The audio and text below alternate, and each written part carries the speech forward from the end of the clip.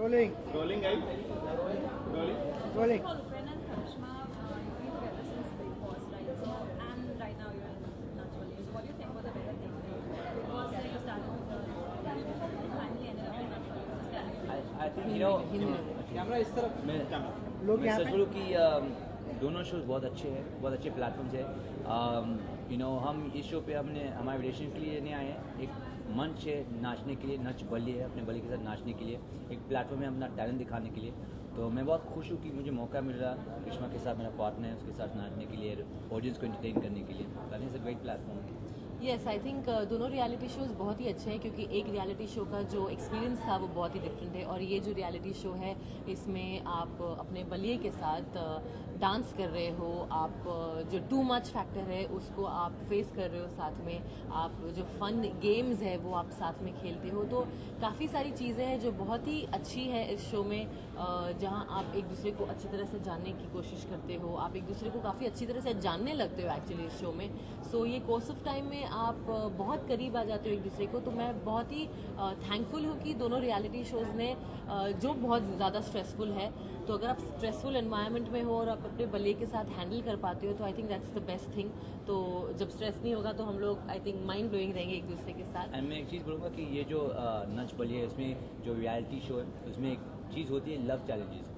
ये जो love challenge होते हैं ना, एक्चुअली हम हमेशा गेम के ऊपर सोचते हैं, बिकॉज आप देखेंगे ये लव चैलेंज जो होते हैं ना एक्चुअली आपको बहुत करीब लाते हैं, क्योंकि आप अपने पार्टनर के बारे में बहुत कुछ नया सीखते हो, जानते हो, ऐसे सिचुएशन में डालते हो कि आपको साथ में कुछ करना है, तो मुझे ये चीज़ें बहुत अच्छी लगती है। आई think it's very good for हमारे रिलेशनशिप, क्योंकि हम और नज़दीक आ चुके हैं। तो शो की शुरुआत एक नेगेटिव फैक्टर से शुरू हुई थी जहाँ पे आपको कहा गया था कि फेक कपल है, उसके बाद भी कई सारे रिपोर्ट्स हैं कि कहा जा रहा है कि टैक्टिक्स कौन दे रहा है ये सब रिपोर्ट्स? इस माहौल में किसने बोला? किस तरह से समाज सी मैं ये समझती हूँ कि जब आप काफ़ी फेमस कपल होते हो, जब आप काफ़ी फेमस होते हो तो आप ज़्यादा टारगेटेड होते हो।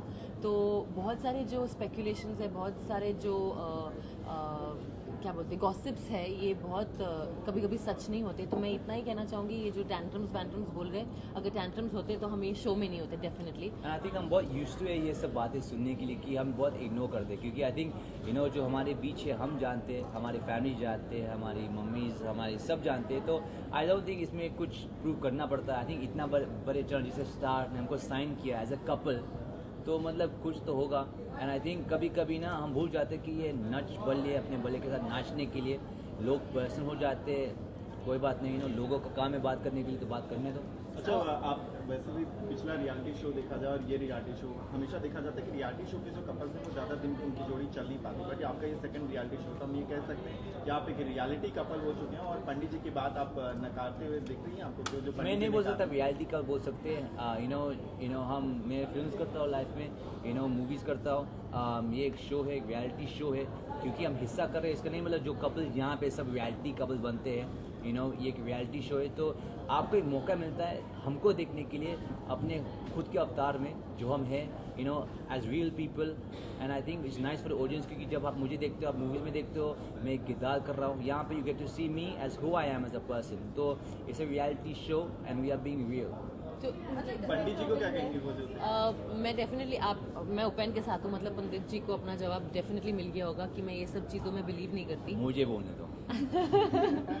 तो मैं डेफिनेटली ये सब चीज़ों में बिलीव नहीं करती। मैं अपने दिल की सुनती हूँ, अपने दिमाग की सोचती हूँ, और मैंने वही किया है जो मेरे दिल और दिमाग ने कहा है, क्योंकि मुझे हमेशा से एक ऐसा ही पार्टनर चाहिए था जो बहुत ही ज़्यादा कंपैटिबल हो, बहुत ही ज़्यादा केयरिंग हो, बहुत ही ज़्यादा लविंग हो और बहुत अंडरस्टैंडिंग हो। और उपेन में ये सारी क्वालिटीज़ है, क्योंकि आप एक ऐसे स्ट्रेसफुल शो में थे जहाँ आपको एक इंसान मिलता है जो आपसे कनेक्ट करता है, क्योंकि बिग बॉस जैसा जो शो है आप बहुत कम लोगों के साथ कनेक्ट करते हो। तो अगर आप हमारी जर्नी देखो, उपेन और मैं एक वही दो कंटेस्टेंट्स हैं जो अब तक एक दूसरे के साथ है, जो स्टार्टिंग से लेके एंड तक हम दोनों एक दूसरे के साथ बात कर रहे थे शो में। तो ये बहुत ही स्ट्रेसफुल सिचुएशन में अगर आप एक दूसरे के साथ हो, मतलब आप जितनी भी आपके लाइफ में अप्स एंड डाउन्स आएंगी या डिफिकल्ट सिचुएशन आएंगी, तो इसका मतलब ये है कि आप एक दूसरे को हमेशा हैंडल कर पाओगे, एक दूसरे के साथ हमेशा रह पाओगे। तो जस्ट बिकॉज हम लोग रियलिटी शो में मिले हैं, उसका मतलब ये नहीं होता है कि हम लोग एक रियलिटी कपल है। तो हम मूवी में मिलते हो क्या? मूवी कपल होते हैं। अच्छा, लोगों ने देखा कि खबर आ रही कि संगीत सेरेमनी भी होने वाली, तो शादी भी इसी अच्छा, संगीत इस शो में नहीं हो चुका है। एक बहुत बड़ा मंच मुझे मिला, मुझे कुछ रोमांटिक जेस्चर करना था। ये इतना बड़ा शो है, मुझे लगता है इससे बड़ी चीज़ मैं कर नहीं सकता। एंड लकली स्टार और बालाजी ने मुझे हेल्प किया ये एंगेजमेंट करने के लिए और एक रोमांटिक जेस्चर देने के लिए। तो मैं बहुत I want say thank you to the whole team.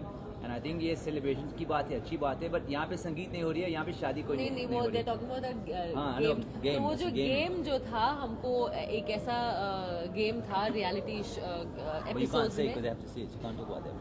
नहीं वो मैं बोल रही हूँ कि हमको सबको इंडियन कपड़े पहनने थे, तो बहुत मजाक तरीके से सब लोग ने बोला था कि रुपेन और करिश्मा की संगीत हो रही है, पर ऐसा कुछ नहीं है। जब आप एपिसोड देखेंगे आपको पता चलेगा। अच्छा, करिश्मा और रुपेन, हम लोगों ने देखा कि फोन से अलग आप लोगों को रखा गया, तो कैसा वो फील आ रहा था जब 80s और 90s में जब फोन नहीं हुआ करते थे, तो उस वक्त की फील ऐसी कुछ आ रही थी जब आप लोग को सेलफोन और सोशल मीडिया से दूर एक्चुअली जब हम बिग बॉस में थे तो वहाँ पे भी फोन्स नहीं थे, तो आई थिंक एक्चुअली ज़्यादा मैं किसको फ़ोन करूँ, करिश्मा को, तो वो तो साथ में है, तो एक्चुअली इतना फर्क नहीं पड़ता। आई थिंक इतना कुछ हिट हुआ नहीं है कि हमारे पास फोन्स नहीं, क्योंकि हमें ऑलरेडी आदत पड़ चुकी थी। तो यहाँ आकर ऐसा कुछ नहीं था कि ओ माय गॉड हमारे पास और फोन नहीं फोन है। भी होते हैं ना, आपको टाइम नहीं मिलता फोन पे बात करने के लिए, क्योंकि आप रिहर्सल करते हैं, फिर आप रियलिटी करते हैं, तो फोन होते टाइम ही नहीं मिलता फोन। अच्छा, एक दूसरे के कितना करीब आप पाए हैं इस वक्त नच बलिए के दौरान में? एंगेजमेंट हो चुका है बाबा।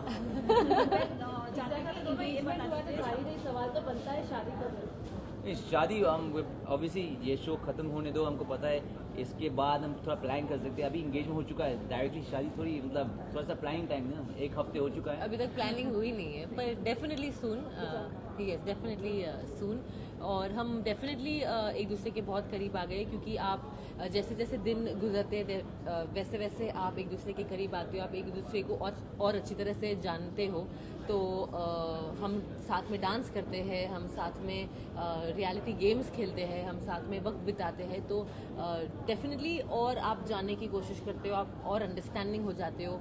ये इतना स्ट्रेसफुल शो है कि आपको 2 दिन में डांस परफॉर्म करना पड़ता है, आपको गेम्स खेलने पड़ते हैं, तो इरिटेशन भी हो जाती है, but at the same time वो इरिटेशन से आप कैसे निखर के आते हो और कैसे एक दूसरे के साथ रहते हो, सपोर्ट सिस्टम बन के रहते हो, तो वो मैंने और रुपेन ने रियलाइज़ किया है।